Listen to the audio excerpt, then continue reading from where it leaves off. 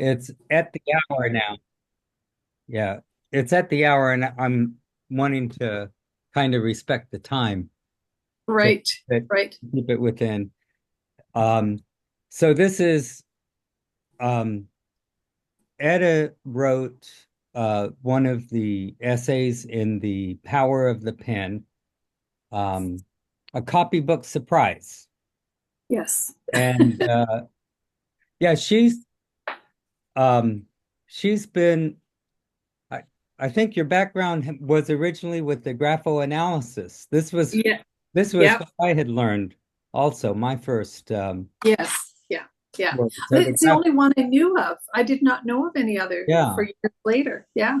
yeah. So Yeah. the so she um learned the graphoanalysis, and she's been very active in the Canadian associations while they were working, and also in AHAF, the American Handwriting Analysis Foundation. And um, the so without further ado, I'll just have um, Edda Manley take the carry on. And Edda, it's however you want to do it, you know. Well, I don't know if everybody has read the story or not. Would you like me to retell the story, or I don't know for those who are listening whether they've read it. Just to summarize, what happened was that I was contacted by a person who's from. I knew by the name already. He was from a wealthy family, and what had happened was he was working on the genealogical study of his family, and one of the homes in the family and a member of the relatives, they found a copybook, and he thought that was very interesting. And he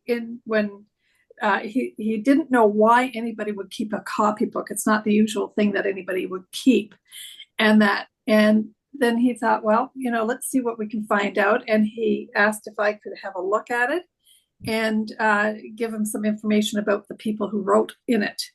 And so we Suzanne, my graphology partner at the time, she went with me, and we had a look at the book.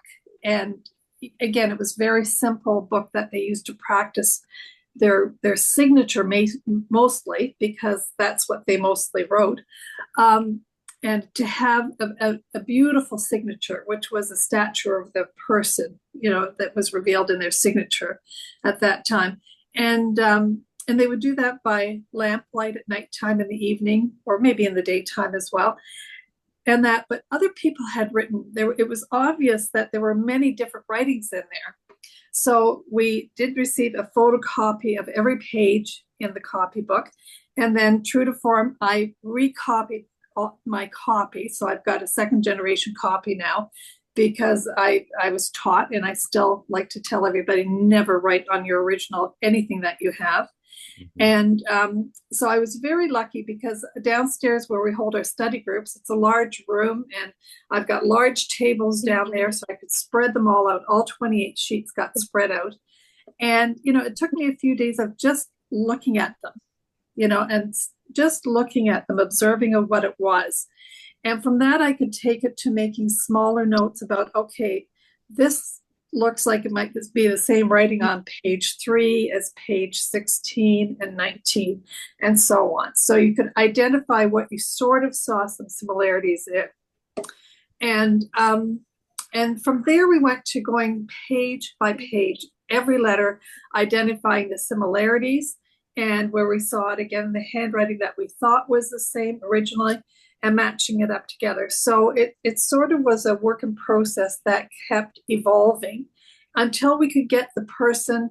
We could say for sure this person, by this name, because of the signature that he wrote these pages. The other people wrote this. But then there was one that was obviously women's handwriting. And we thought, well, what the heck? How does this person fit in there? It was just an anomaly out in the whole book. Didn't know. But we can only tell what we see. That's how it's always been. And so after analyzing and making notes of every page, just like we do in a regular analysis, what are the similarities? What are the differences? And so on. Summarized all that information until we had each person that we thought, okay, this was written by this and this person.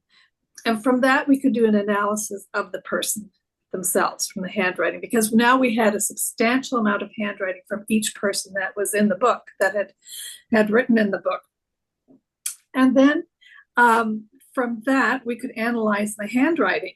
And the analysis itself, we did on each person, gave the information we could. But the interesting one was, we had one that we were very sure, and we can't use the term manic depressive. We're not allowed to use that. But it was so strong in the handwriting. Both Suzanne and I spent quite a few lunches discussing this and saying, what do we say about that? We're not able to do the analysis, or to use their terminology or anything like that. And are we really going where we shouldn't by even mentioning it? And then we decided we can do it in other ways. So what we did was we expressed it not as manic depressive, but we said, this is a person who has moments of elation followed by moments of despondency.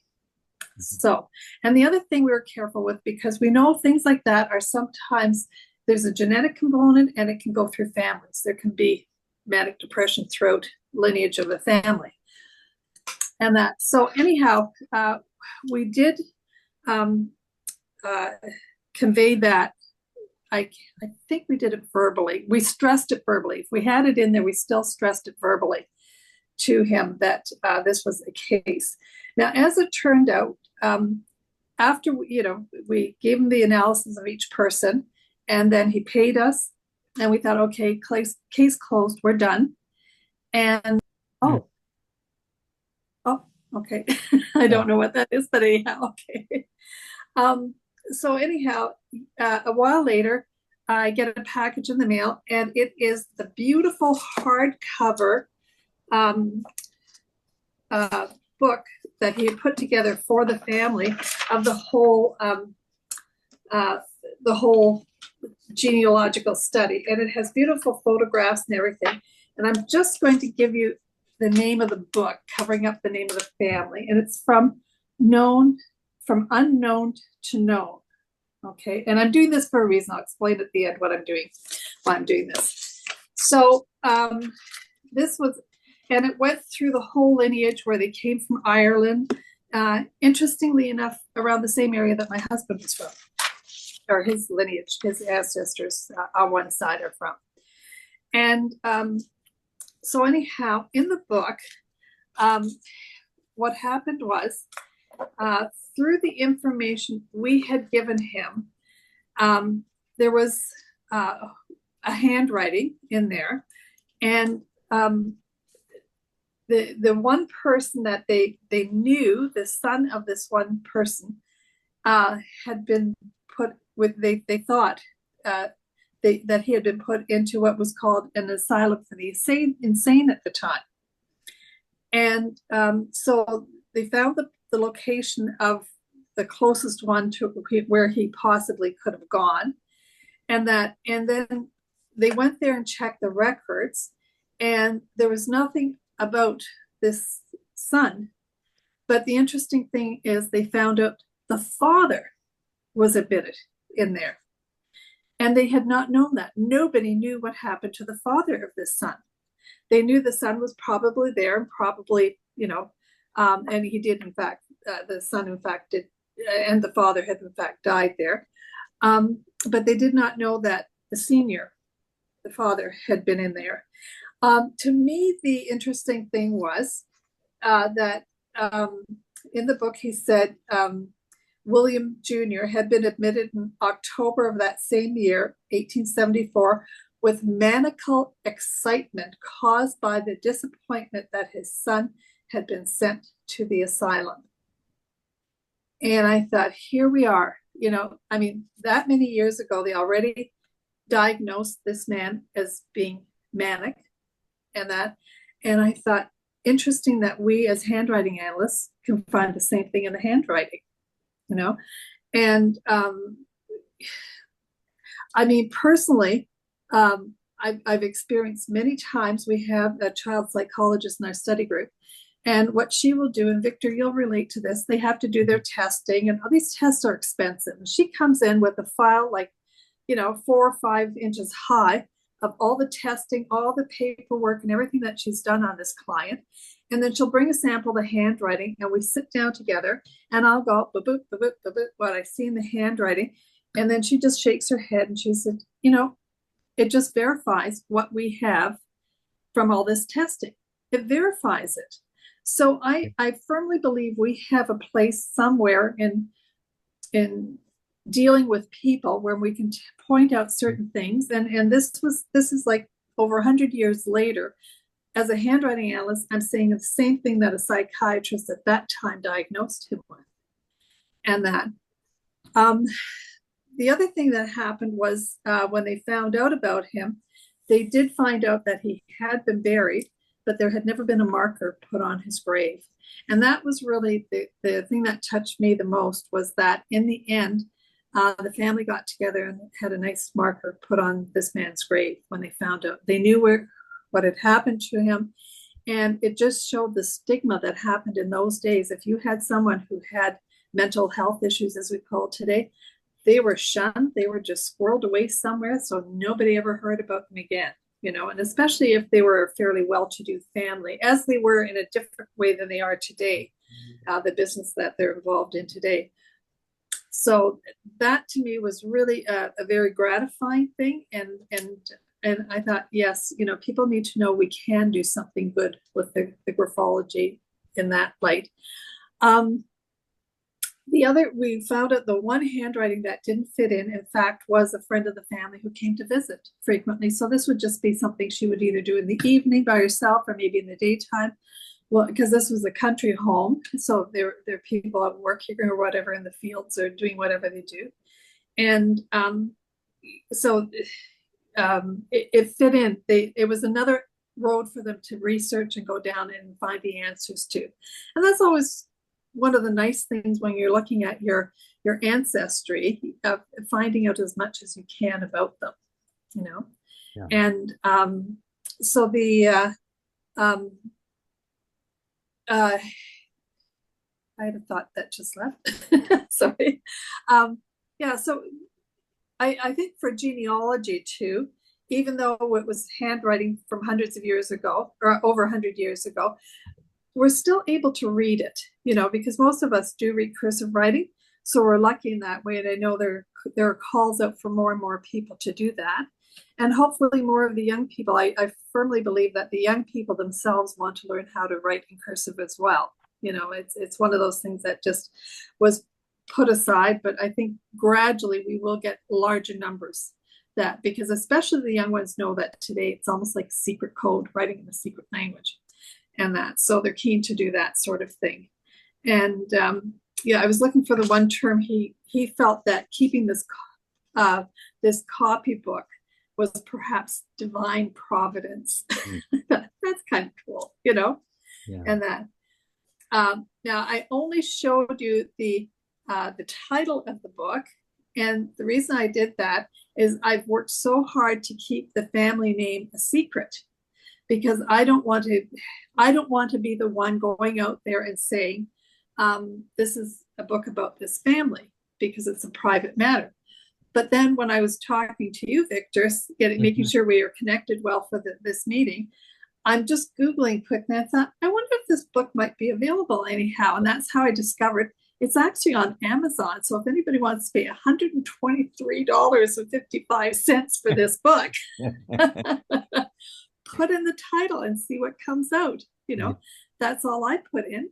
And I thought, well, then if anybody is interested in, they can see that. But it's a nice, and the way the whole book is written, it's very well done with all the lineage and all the terms. You can tell this was a real genealogical study going into all the different levels of generation and all the people and everything like that. I would think that this would be a wonderful textbook for anybody who's doing genealogical studies as well. you know. So it's that sort of thing. So that's the story behind it. So, And yeah. so the title is From the Unknown to the Known? From Yes, the because unknown they, to the known. yeah, and that came because they did not know where this fellow was, Yeah. and all of a sudden now they know, and it was sort of a way of closing the book on the chapter of this person, and he writes about that in the book too, to say how awful it was in those days, and the other thing that you may be aware of, Victor, that I did not know about is what a change in psychiatric treatment happened around that time. Yes. And he wrote about that in this book as well. I'm just going to find the area where he talked about that, because it also involved Walt Whitman, one of your famous people. And let me just see where it was. All right, here, let me just read a little bit about what he wrote in here. During William Jr.'s stay in the asylum, history was being made in the care of the mentally ill. Dr. Buck's innovative and humane treatment methods, previously unheard of in the field of psychiatry, had attracted interest from all over the world. In addition to removing all forms of restraint, Buck abolished the use of alcohol as a sedative.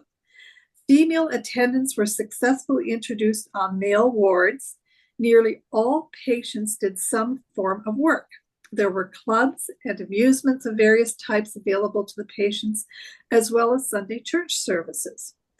Buck's inspiration for kindness was reinforced by the relationship he developed with American poet Walt Whitman, whom he saw as an almost godlike figure. While all of this was going on, William Jr.'s behavior unfortunately took a downturn. 2 weeks before Whitman was to arrive for a visit to the asylum in 1880, William Jr. had been found exposing his illegible to females and was sent back to the main building. When he got straightened out, perhaps he met Whitman. The latter spent a period of 4 months in Canada, using as home base the Buck residence on the ample and charming garden and lawns of the asylum. Whitman called the asylum the showpiece of London, it and its handsome grounds being always visited by journeyers. As time went on, William's condition showed very little change. His report indicated that while working in the garden during the summer of 1882, he was very fond of dancing a jig. Could he have learned this at a pear-picking bee in Waterdown? In March of 1884, the final crisis came. On the 10th, he complained of a great pain in his stomach. 2 days later, he was vomiting blood. Around 5 p.m. on the 13th, according to Dr. V.G. Beamer, the medical assistant, William was assisted to a chamber, vomited blood again, and died. Such was the sudden end to the life of the man who had unselfishly sacrificed himself again and again for the welfare of others. In a day when widows faced hard times economically, he gave new hope to Sarah by marrying her. And then goes on to more of the story of their pioneering efforts and all that. So did you get an idea of where the asylum was? Because it's in St. Thomas, Ontario. Yeah, we still have an institute, psychiatric institute is in St. Thomas. Yeah. When I was a very young child, friends of our family, the father was sent there for a period of time as well. But yeah, it would have been in St. Thomas, Ontario. But I mean, the most famous one here in Canada right now is the Centre for Addiction and Mental Health. That's the largest for research, treatment.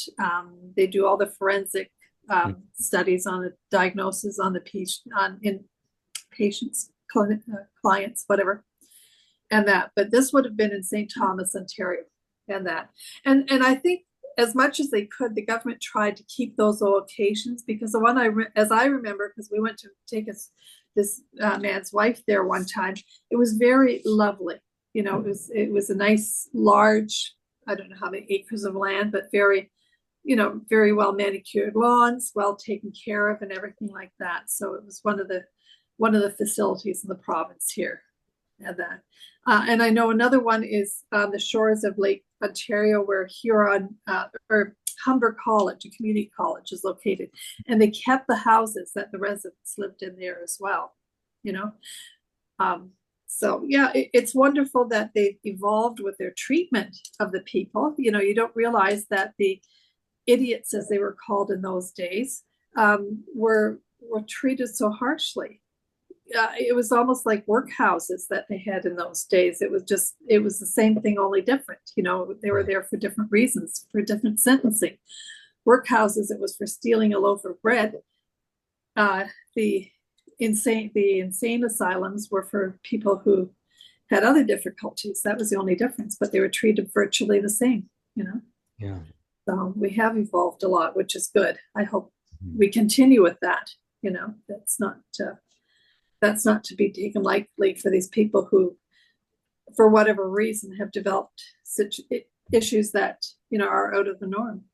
So, yeah. I like how you were, you know, like you had like several different handwritings, and in genealogy that often happens. Yes. Yeah. You know, so to be able to uncover or to Yeah. be connecting up who was Yeah. writing, and then to get to figure out, you know, the relationship to the family. Was that a friend? Was that a Yeah. you know, See, that's yeah. very interesting. Yeah. Yeah. We didn't know we could only assess the handwriting, and because of the name being the same, we could say, okay, they were probably related.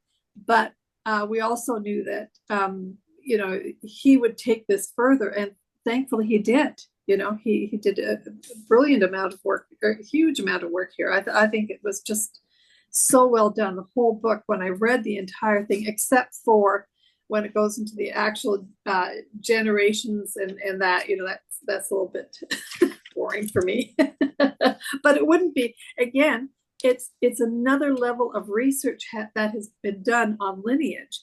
And you know what? You never know how that's going to turn out for health, for all kinds of things, you know, whether it's mental or physical health, and that when they have, you know, sometimes they found through genealogical studies, they found certain medical conditions that run through families. I remember reading about the one with the whole cholesterol debate.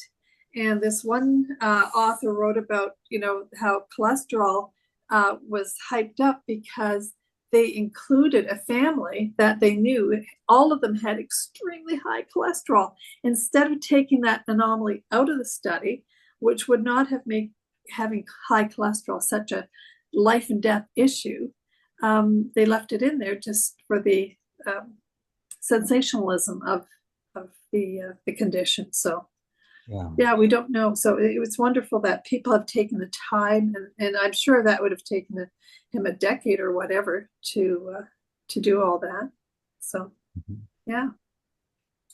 And Edda, I wanted to just, if anyone has any reactions or questions or comments for you, or just in general, just Yeah. yeah, Um, yeah, go ahead. Edda, hi, Edda. Did you find patterns in the family's handwriting? Well, it was very I put some in the book, some of the handwritings in the book. Yes, there were some that were very embellished, you know, so I would say they were the ones who wrote in that book were certainly the extroverts in the family, shall we say. You know, they would have been the large writing and the large or the ornateness was there. But then that was something that people practiced in those days too. So was this actually a characteristic of the family, or was this something that is in the personalities of the family? It's both, really, I think, you know. But yeah, and it was the style of writing they used in those days. Remember, it was more of a copper plate and Spencerian that combined together.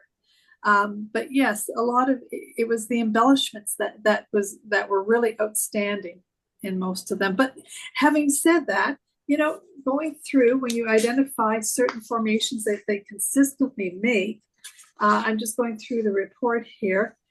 So what I did was I listed on the front page who wrote on every page, And if more than one did, I would indicate that as well. And some of the things that we looked at and what gave us, and I showed the copybooks as well, the scripts that they used in those days. I don't know if you're able to see those on the screen or not. Yeah. And no. So they have all the different, and that was normal for them to have all these embellishments on them, you know, but aside to that, then we could say, okay, these are the things that we found were the same in the handwriting, to identify that person as having. So it's a little bit of the QD work that we're actually doing as well, you know, in this one, you know, but could you put up that handwriting sample again? Yeah. That page just. Yeah. There we go. So Edda, this is Barbara Donato. So when you were looking for similarities and dissimilarities, did you have a preconceived idea? For example, were you looking, say, for common traits or common letter structures or formations, or you were just seeing things and then charting them down? That's it. I was not, there was nothing preconceived. I mean, we went through line by line, and so on every line we went through, we identified certain things, and just like I do in a regular analysis, I say, okay, you know, open T's at the bottom, boom, boom, boom, check mark, check mark, check mark when it's repeated, you know, a flourish on the back part of a capital letter like a W, and that sort of thing, length of the lower zone, the shape of the lower zone, open E's, open O's, all that kind of stuff. We went through every letter, every line on every page several times, you know. And then putting it all together, you know, because we had to have enough information to say conclusively, this person wrote that, you know, and that we could do, you know, and then from that we could identify the personality traits that those meant, you know. So, and I think that sometimes one of the things I wonder about myself, do some people in the family recognize those same traits in themselves too? You know, that would be interesting to hear from them, you know, in later on. Do you relate that, you know, or was this just a one-off, you know? But yeah. Well, right, because I'm looking at the samples you put in your chapter, and just amazing. I mean, especially the one on page 43 at the top, the rigidity of that, and yet that rigidity was taught, wasn't it? I mean, you were supposed to adhere and follow the rules precisely, whereas the one below that, you can see a little more stepping away from the rigidity of it. Still a lot of similarities, but stepping away, putting their own mark on it. So it's kind of neat. And that's exactly it. The whole idea of education in those days was you followed all those rules, you know, and even on page 42, some of the strokes had the downward slant, and I thought, well, that feels just a little bit domineering there. Yes. That brings up a really good point, Edda, that you have to know the way people were writing in that particular place at that particular time.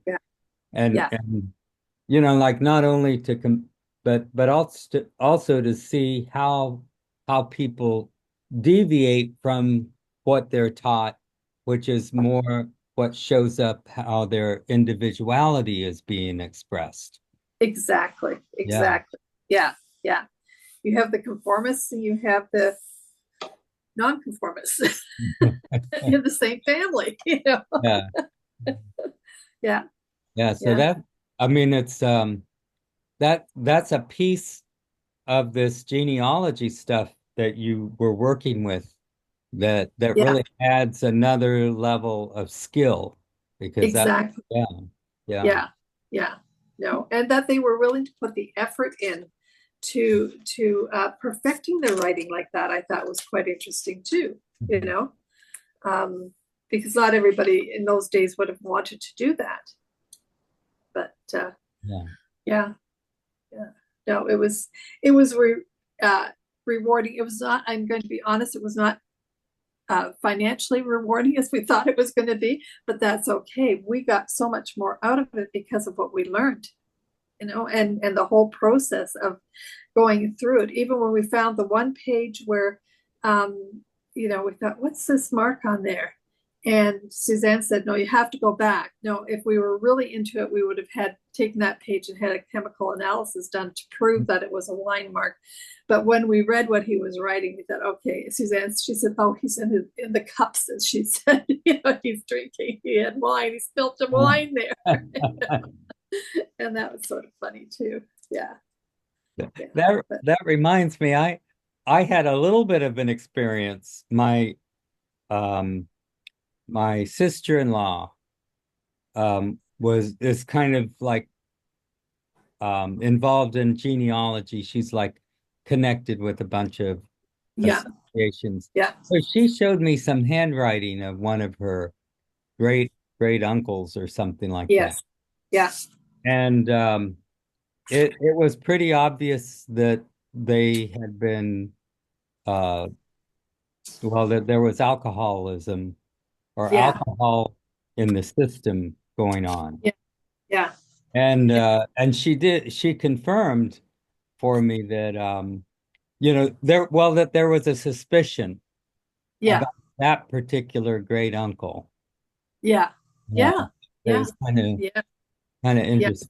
But that's as far as I went with it. It was just But it was interesting too to read that they actually use that as treatment. Alcohol as treatment to sedate them. Who knew?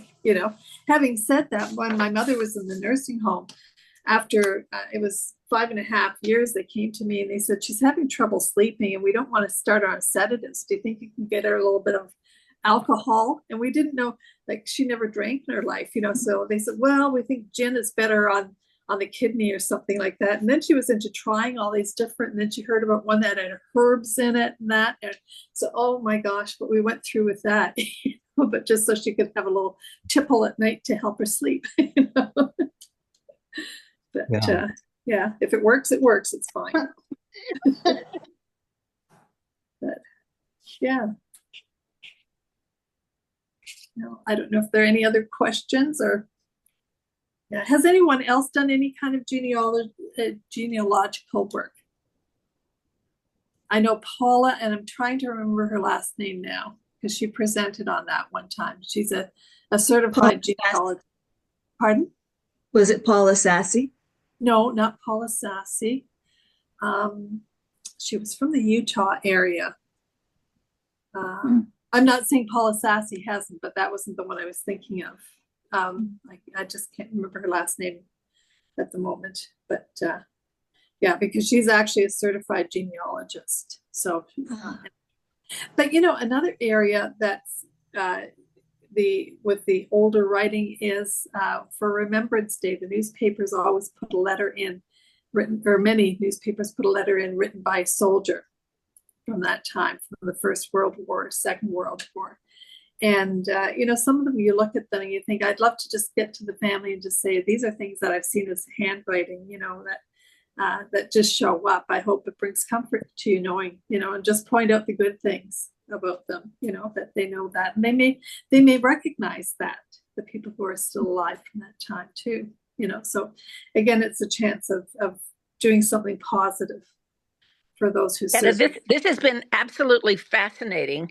And you're right. We keep our eyes open. I don't know whether you saw what came out. There was a radio and television station.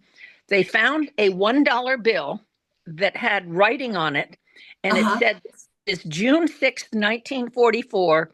We're about to land on the beaches in Normandy. And they started sending me handwritings. For 6 months, they sent me handwriting samples. I said, no. I didn't know that they'd used all of the government facilities to find this man.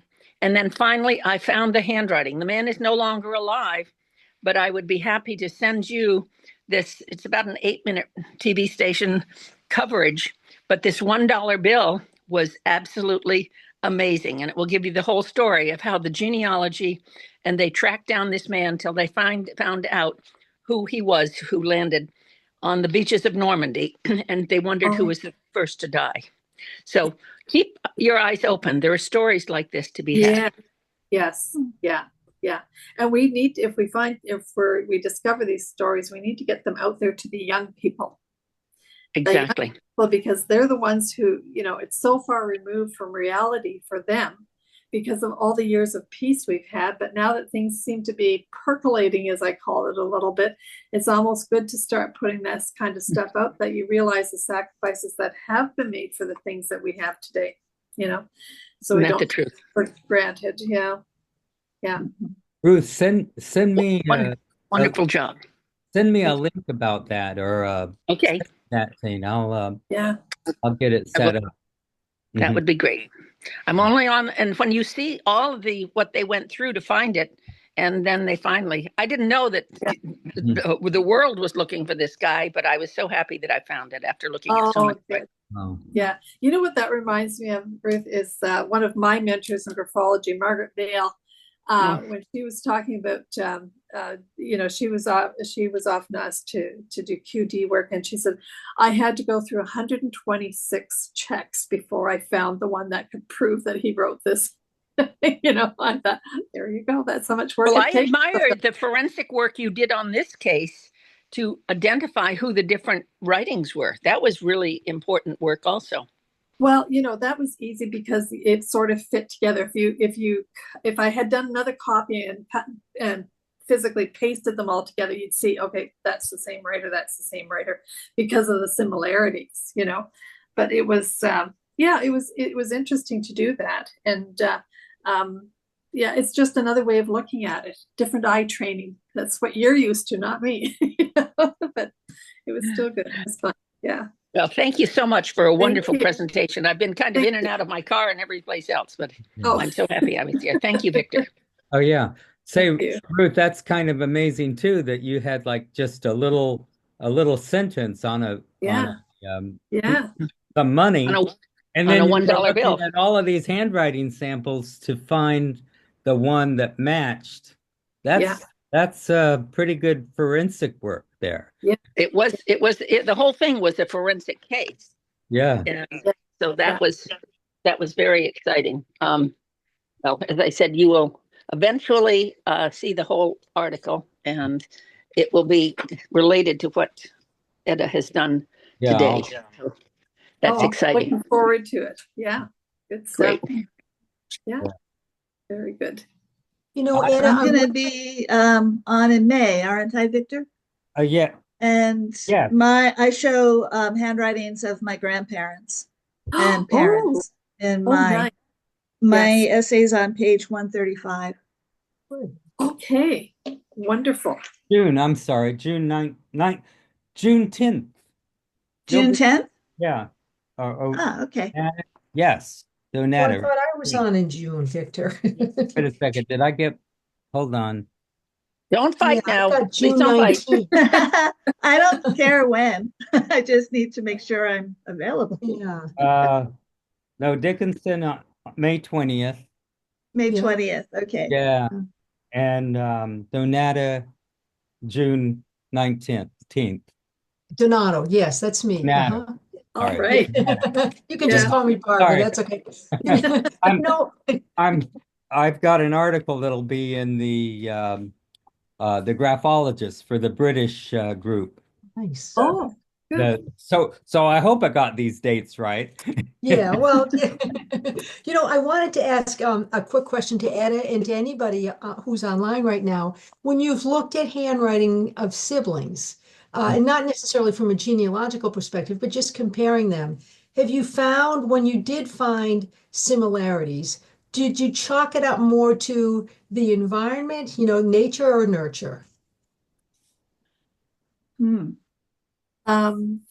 only one I can think of is a family handwriting that I have. So I had the mothers first and then the two kids. Mm-hmm. And the interesting thing is the mother took the sheet of paper and she used it horizontally instead of vertically.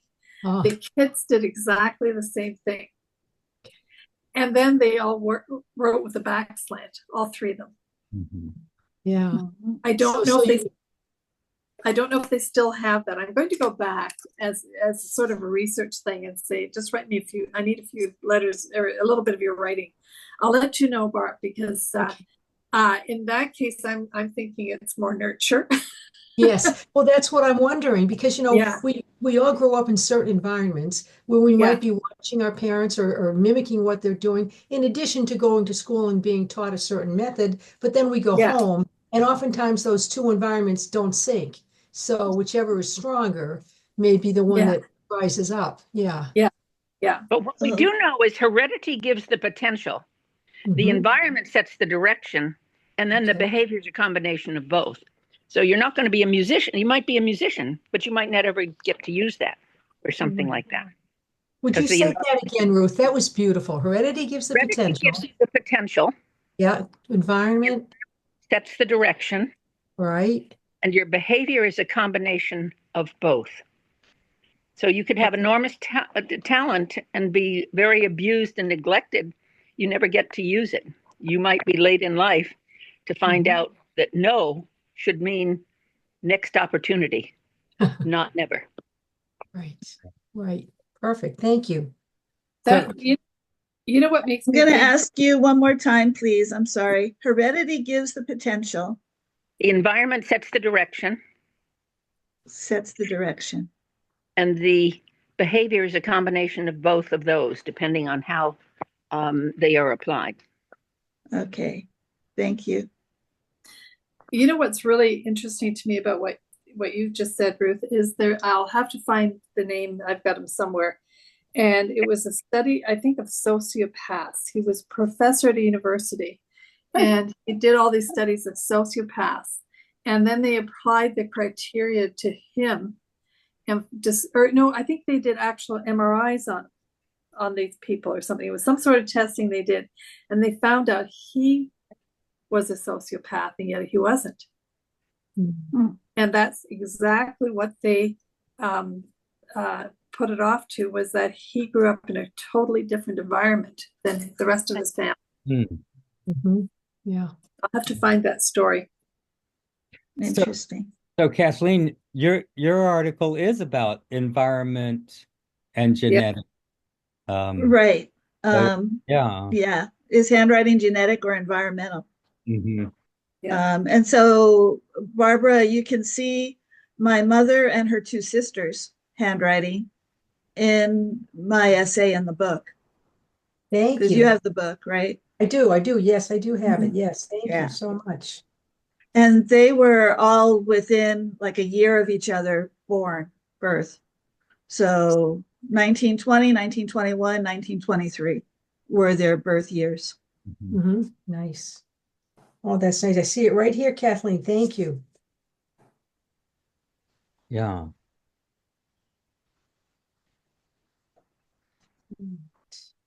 Yeah.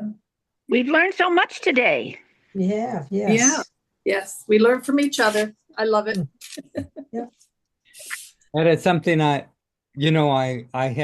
was really interested in that history of the psychology. And Yeah.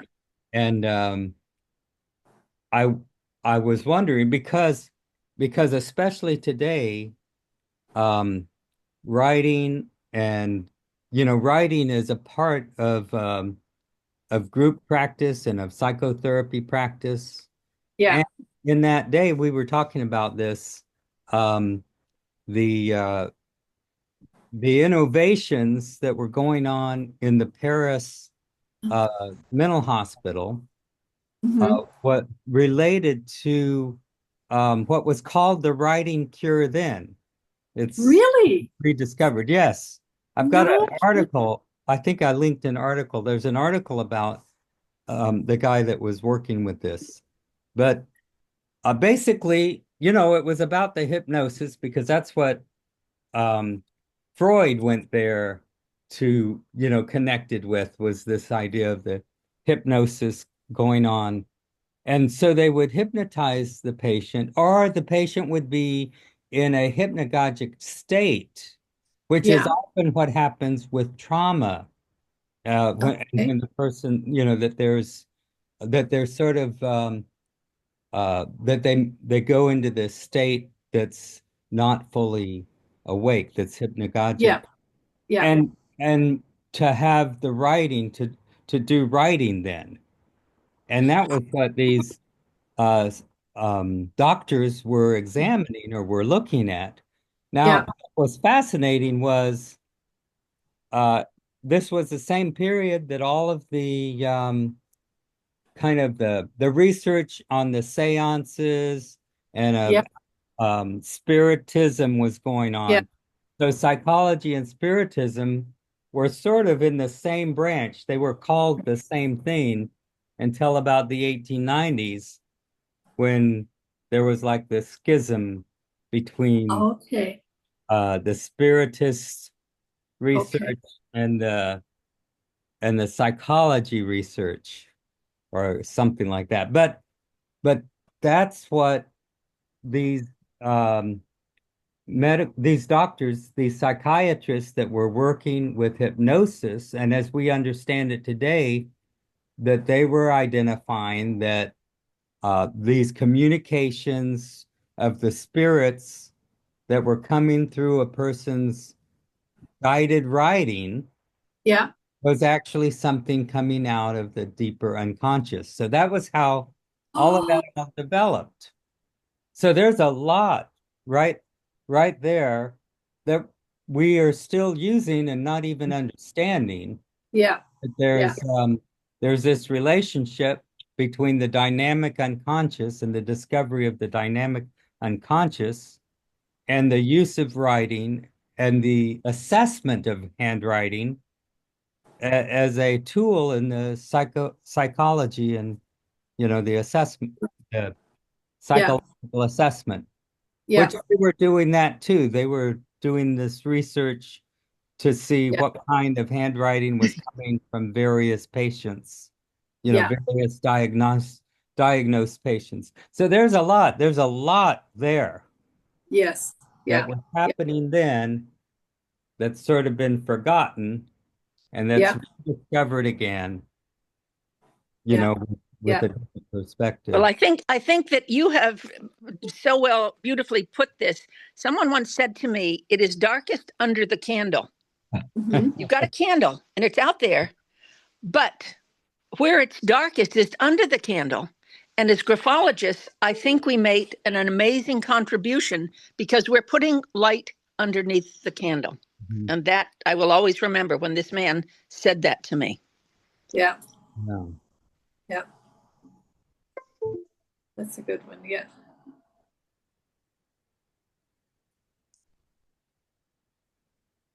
So we keep on learning, but thank you both very Yeah. much. Yeah. Thank you, Ruth. Yeah. Yeah. So we've got about 10 minutes. We're keeping it in the hour. This is awesome. Yeah. Barbara, what's your email address? Because I just realized there's an error in my section that it was a different anti-lien that Sheila put in the wrong anti-lien for my mother's sister. Oh, Oh, So I'll all right. send you the actual handwritings if you Oh, want to send sure. me your email address. Sure. Do you want it now or Yes, please. sure. Yeah. It's Barbara, Barbara, Uh-huh. dot Donato, Donato, at Comcast.net. Okay, thanks.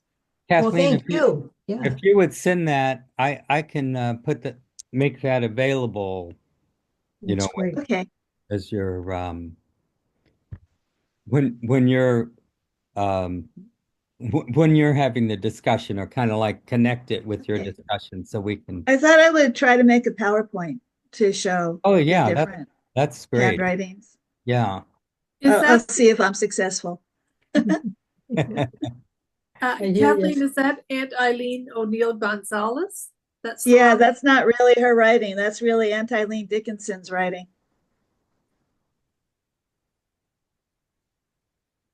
It's under her father. So yeah, my Aunt O'Neill Gonzalez's writing is very tiny, very concentrated, especially compared to her sister's. Okay. If you It just send that made it- to me with the the kind of what the error is, I'll talk to Sheila and she can maybe get that corrected in the, for whatever's get Oh, that okay. corrected. Yeah, I'll do that. Thank you. yeah.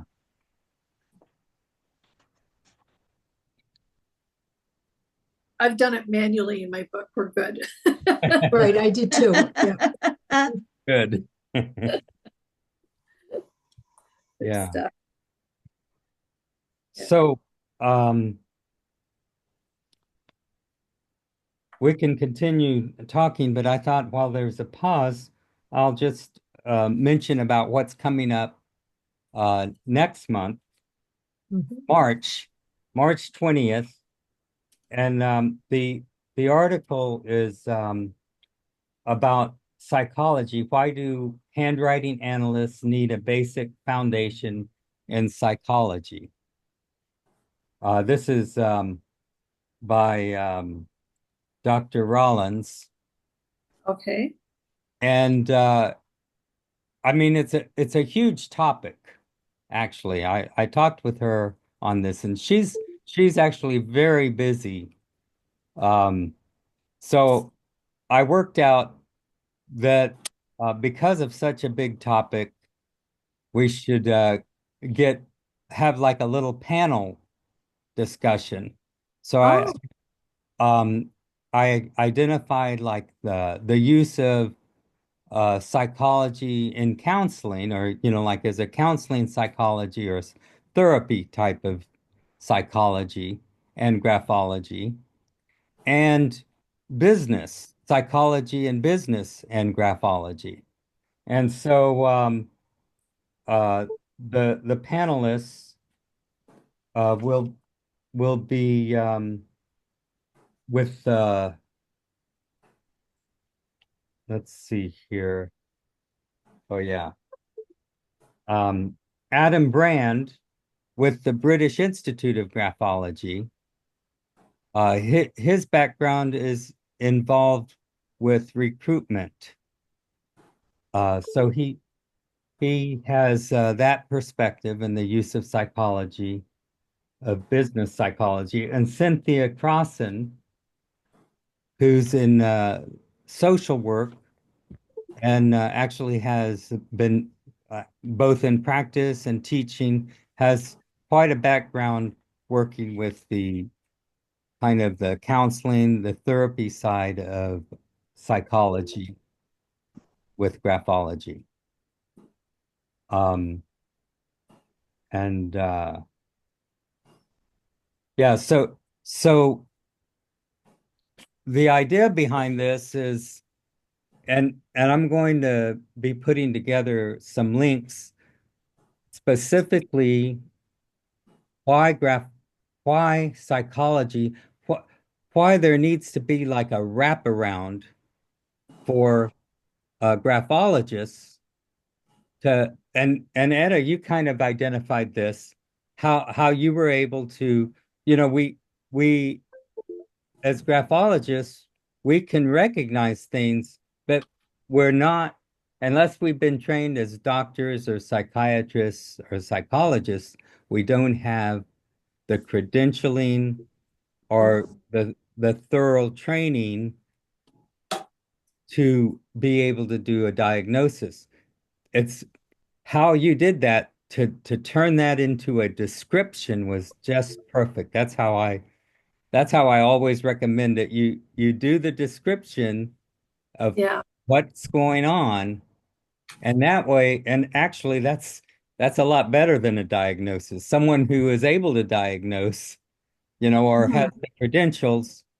Um, I guess I had kind of the credentials when I was licensed, but I'm no longer licensed, see? So Mhm. so I don't diagnose. I Yeah. do the Yeah. same thing. I Yeah. I use the descriptions like you were saying, they were, having highs and lows. It's Yeah. um And yeah. I found too, one of the ones that mainly with this child psychologist dealing with children, Hmm. one that the psychiatric tests or the psychological tests don't seem to focus on is whether it's a mother or father issue sometimes. And we can see that in so many different areas in the handwriting that we can be sure there's more going on with one or the other. And not saying that that's the cause for it, but it can lead to further questioning and, in a therapy session to sort of focus on guiding the client through different areas to see, where it may open up, and you can do some good with that. Yeah. That's a really important one sometimes, that there are things that are very latent in some of these things that they don't, and they need to be dealt with. Exactly. So that's exactly like what I'm seeing this next month and this next essay about why graphologists need not just to know basic psychology, but to have partnerships and connections with psychologists. And this is the thing. We have in AHAF, Dr. Rollins, who's that's the AP American Psychological Association certified, kind of like the top level certification in psychology. And there's resources that are available through her practice. For example, she has a like a teletherapy, online therapy. Oh yeah. Yeah. A lot do now have that. And this is the thing. All of us who do individual reports, who work with any individual report, we need to be able to, like you were identifying, Edda, we need to be able to at least have resources to be able to allow people to know where they can get referrals if there's something that comes up for them in that process, and how to do that, and like how we can work with that. There's also like the national helpline that's also an online. I forget the number now, but having that for someone that feels they're in an emergency and need immediate just support. See, and this isn't, we're not involved in counseling as graphologists. We're doing assessments, but we need to recognize that and sometimes we can kind of have an intuition or an idea that, yeah, this person could use some support. But if we just always have the like somewhere on our report a link to resources, some way to be able, it's not going to be like individualizing. It's just something that's we're always making available to whoever feels like they need it. And anyway, I see not only that we need to understand psychology, we need to know the field enough to be able to make use of psychologists and counselors and stuff like that. But that would be to learn enough so that we aren't playing psychologists. And I like the expression, information understood is knowledge. So this gives us knowledge. Knowledge understood is wisdom. Wisdom is what we need to handle this well. Yes, exactly. To know enough so we're not crossing that line into the psychology, and that we actually know who can handle those kind of things. Because, I mean, I know this as a counselor because that's what we were trained. There isn't a counselor or a psychologist that knows their stuff that doesn't need a network of other counselors and psychologists that have specialists, and they specialize in different areas, and everyone makes referrals for the areas that they're not trained or experienced in. That's what also understanding psychology helps provide empathy and compassion. which I think is really important, especially when you're doing reports. Yeah. Yeah, exactly. Victor, I've just sent that segment to you and Edda. I don't know whether you can Thank forward you. it. I don't know where. Okay. Yeah, I won't. Yeah, Yeah. I won't just be sent- able to access it for till next week, but I'll check it out as soon as they Yeah. call me. Okay. Good.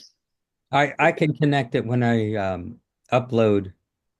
I can make it available on YouTube. Appreciate it. Yeah. Thank you. Great job. Well, thank you. Well, thank you for everybody for being here. Oh my gosh, it's the hour. The hour. I thought we had a few more minutes. I didn't know I talked that much. No. It's all good. It's all Yeah. good. Thank you, everybody. Yes, Yeah, thanks so thank much. you. Very Thank nice. you. Thank you. Yeah. Take care, everyone. Yeah. Thanks, Well, Edda. Thanks a lot. It was very thank you. interesting. Thank you. Bye for now. See ya. Bye, Bye-bye. Edda. Bye. Bye-bye. Stay warm.